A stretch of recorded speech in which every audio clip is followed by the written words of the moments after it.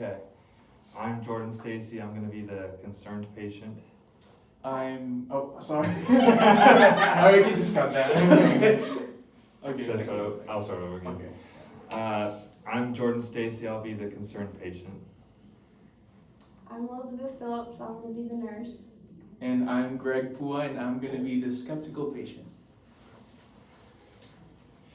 Hi, I'm glad you both came in today. I heard you had some questions about vaccines. To start, can I show you how they actually work in the body?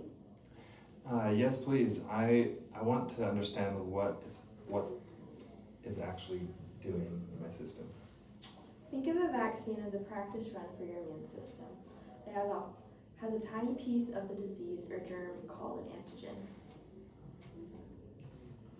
When this antigen enters your body, your immune system recognizes it as a stranger or non-self. It builds memory cells, basically a most wanted poster. If you ever face the real disease later, your body will recognize it instantly and fight it off.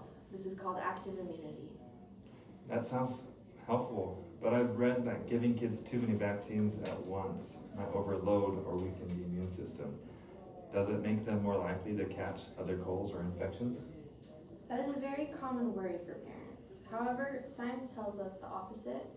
A major peer-reviewed study looked at nearly 1,000 children to see if those who got more vaccine got sick with other things more often. They found that the children who were vaccinated were not at any higher risks for other infections. The number of antigens in vaccines is actually very small to compare to what a children faces playing in dirt or breathing in air.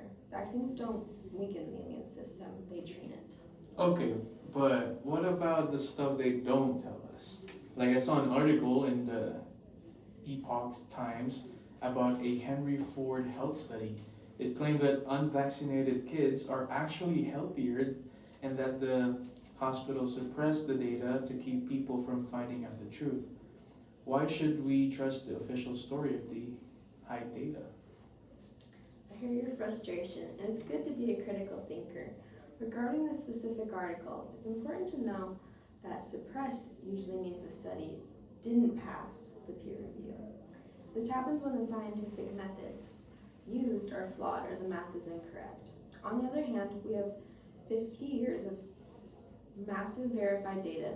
A 2024 study by the Expanded Program on Immunization tracked vaccines from 1974 to today. They found that the vaccines saved 154 million lives, mostly children. This study shows vaccines contribute to a 40% drop in infant deaths.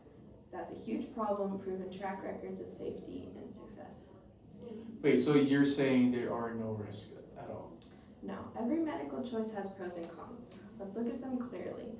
The pros: first, they prevent severe illness and death. Second, they protect the community like babies or cancer patients who can't get vaccinated themselves. And some of the cons or risks might include most people just get a sore arm or a mild fever for a day. Very rarely, about 1 in a million, there can be a severe allergic reaction. That's why we monitor after giving the vaccine. I feel a lot better knowing that it doesn't weaken my overall immunity. It seems like the benefits really do outweigh those small risks. Well, I'm still a bit cautious about the big institutions, but I appreciate you looking at the studies with me. Nurse, it's given me a lot to think about. Of course, I'm here to provide the evidence so you can make the best choice for your health. Let's catch up again next week if you have more questions. Yeah.